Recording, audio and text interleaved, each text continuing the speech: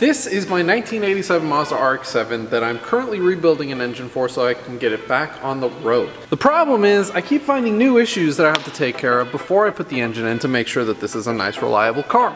Now today we're going to be focusing on the brake hydraulic system, which means that I'm going to be taking the master cylinder and the booster out, because let's be honest, it's kind of trash at this point, which is going to require me to get into some pretty awkward positions under the dash.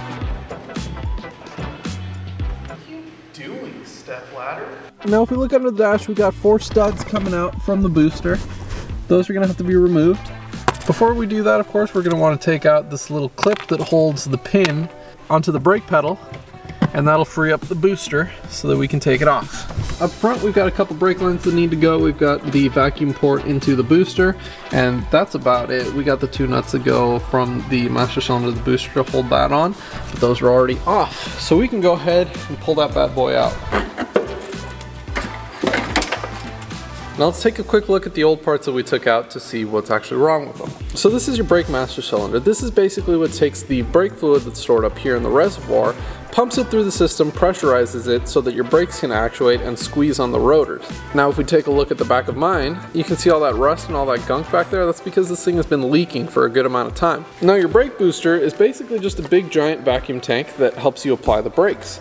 Now on mine, you can see how much of that paint is just peeling off. That's because the master cylinder was leaking brake fluid all the way down this thing. It was eating through the paint and causing all of this rust to form, which is not great, and we're gonna have to try to find a way to fix that. But here's the kicker, because we aren't working on like a 2018 Camry today, we're working on a 1987 Mazda Rx7. Which means that all of these parts are pretty much discontinued, and if you can find them, they're usually pretty expensive. Now we could just nut up and buy the parts that were originally made for this car.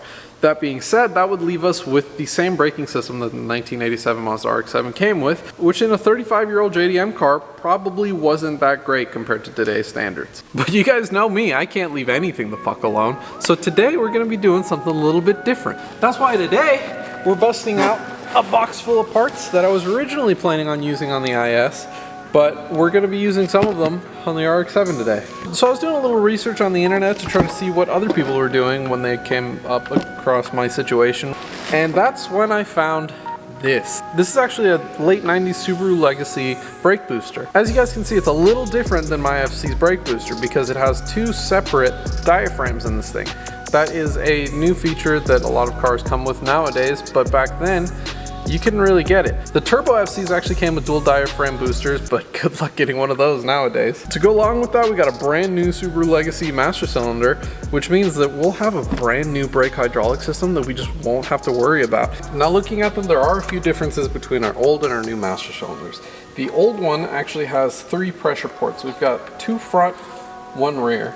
Whereas the new one is only going to have 1 front, 1 rear. That means we're going to have to get a little bit tricky about plumbing this thing in, but honestly, just adding a little T in there is not going to be too hard. Now the stock master cylinder basically is only just feeding a proportioning valve. This thing is just bolted onto the booster and is where all of the brake lines tee off of for the rest of the car. So the only thing that we're going to have to modify is making brake lines to go from the master cylinder to this. So I'm going to go ahead and mock up our booster and our master to see what it's going to look like and see what kind of brake lines we have to make.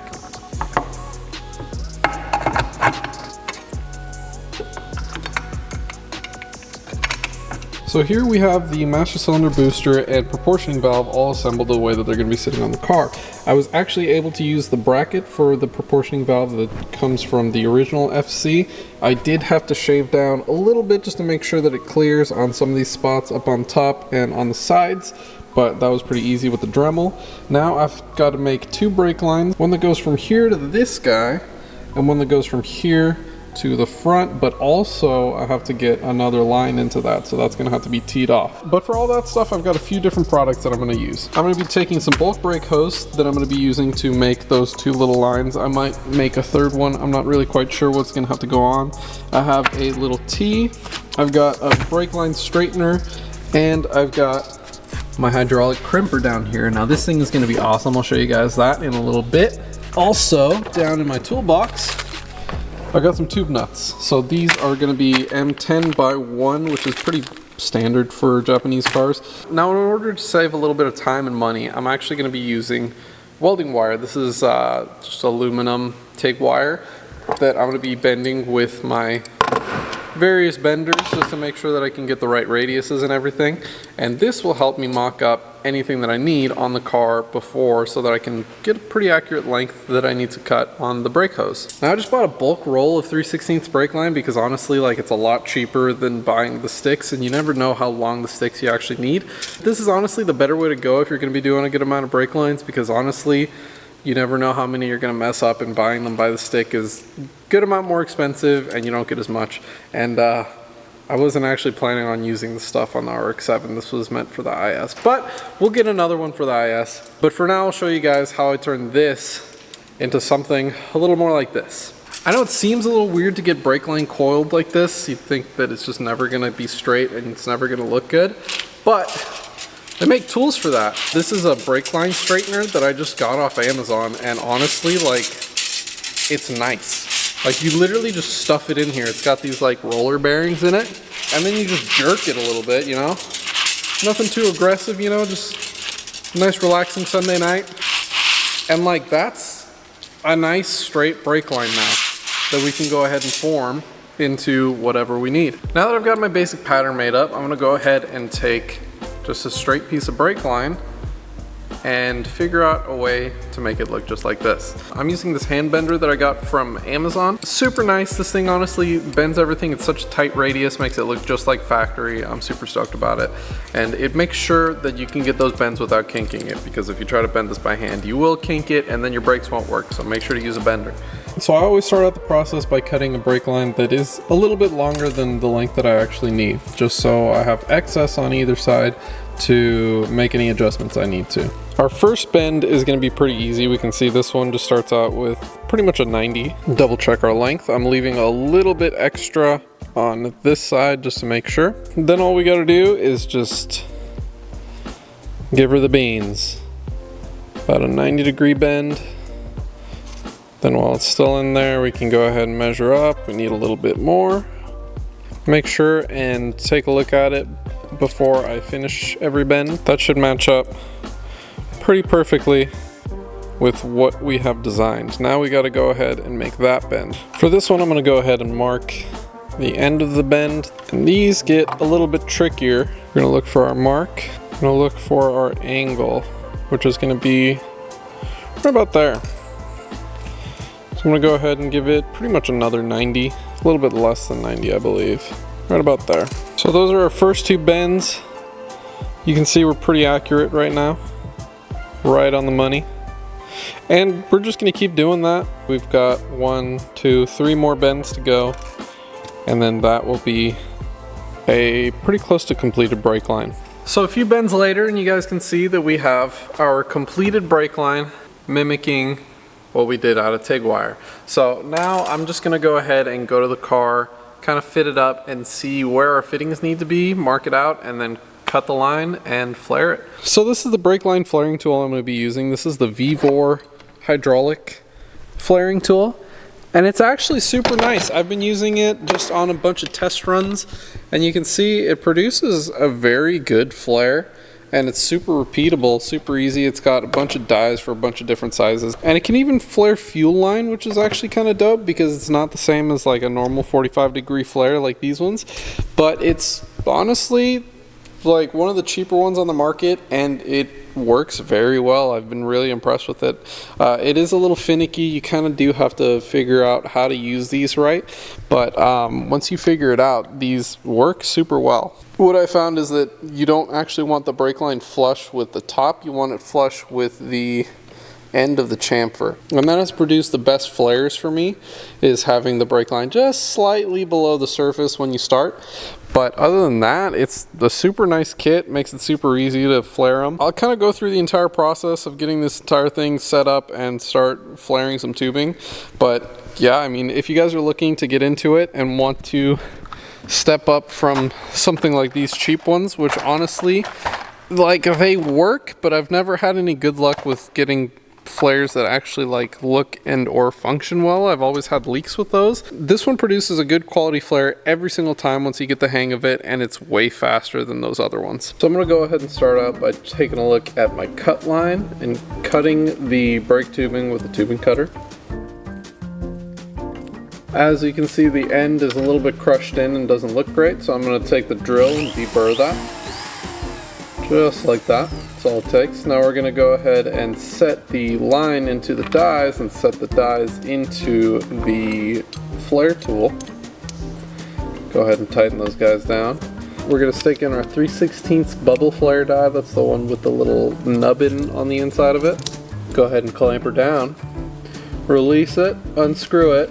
Swap the die out for the 45-degree die. Give her a few good pumps. I usually like to do about 2 pumps on that just until it gets nice and firm, but not too much. Take the die out, take the line out.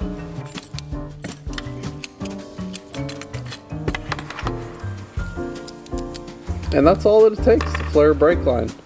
Let's pump in for a close up. Yeah, very nice, very nice. Go ahead and throw that old girl on the car and inspect our work. Looks good.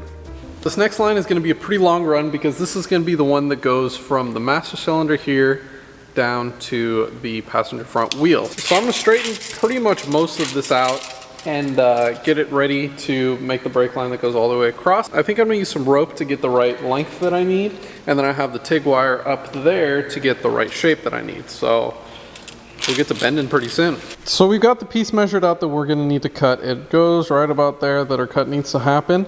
So this is gonna be a very long piece, and hopefully I get this right first try because I don't really have that much of that left. And I don't want to have to order more on Amazon. So I'm going to go ahead and get this thing cut right about there. Get it mocked up on the car, get it all bent, get it flared. And that's pretty much going to be the last thing that I need to put brake fluid in that and start pumping some pressure and see how this thing works.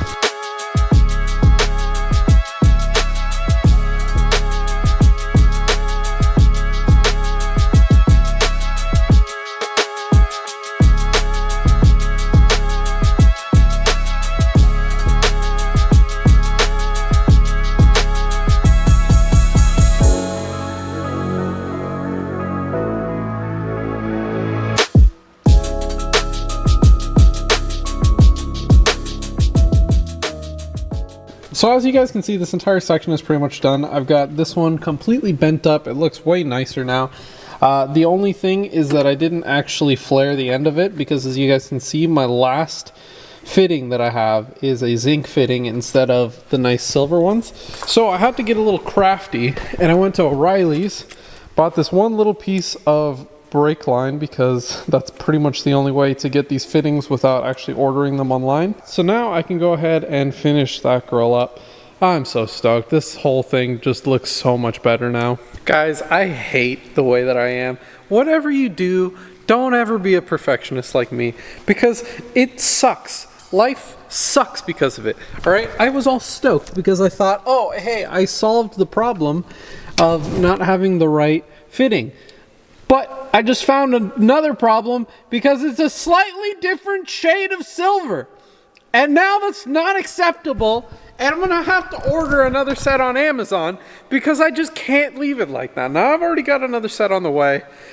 And it pisses me off because I thought I was done. The tube nut is going to be here Friday. I'm going to just cut off the end and reflare it. It'll be fine.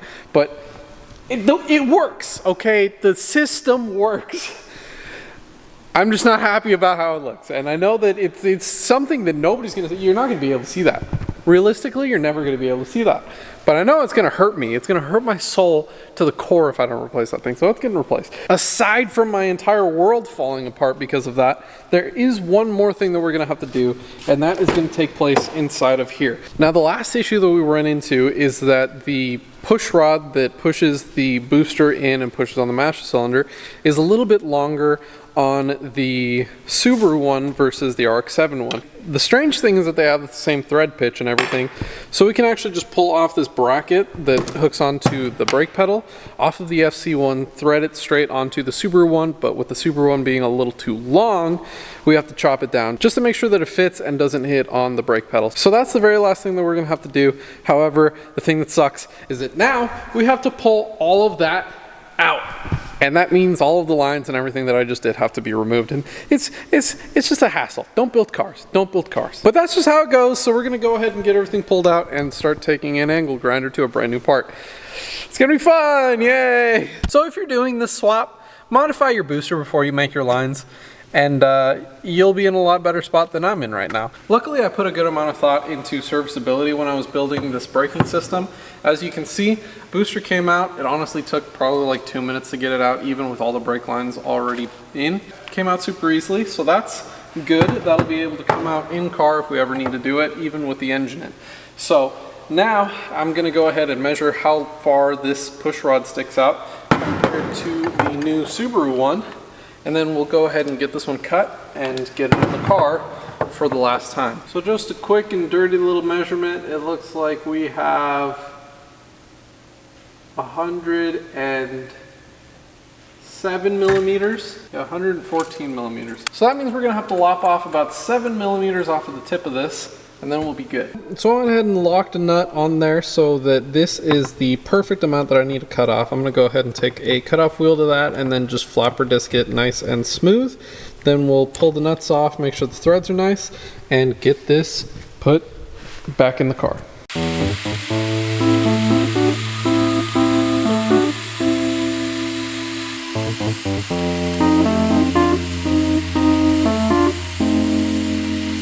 So now if we did everything right, that nut should thread in nice, and this should also thread in.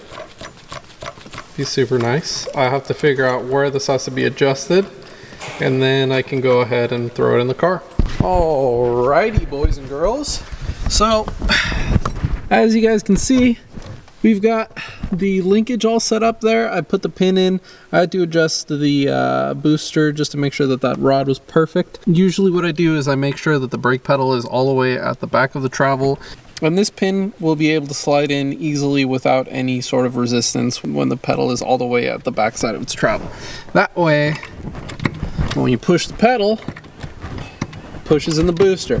Now this is very easy to push right now because there's no fluid in the lines, obviously. So once we do put fluid in the lines, that'll be a nice stiff pedal. And I've got the lines installed and everything is looking absolutely tasty. I try to make all of these lines as parallel and as close to each other as possible just to make it look nice and factory.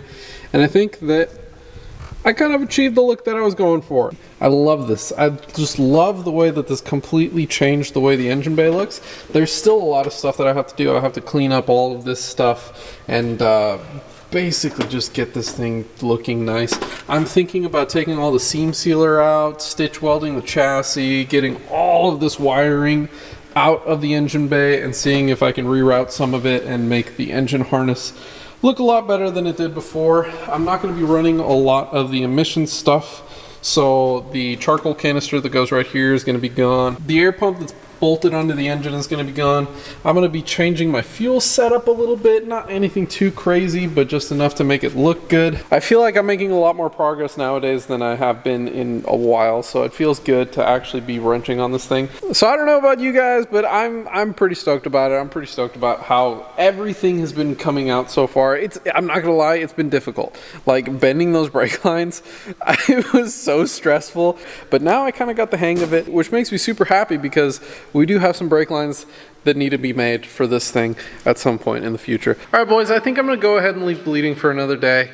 It's late, I'm tired, and honestly, I don't have the tools or another person to help me bleed, so I don't know how I'm gonna do that. I'm probably just gonna go home.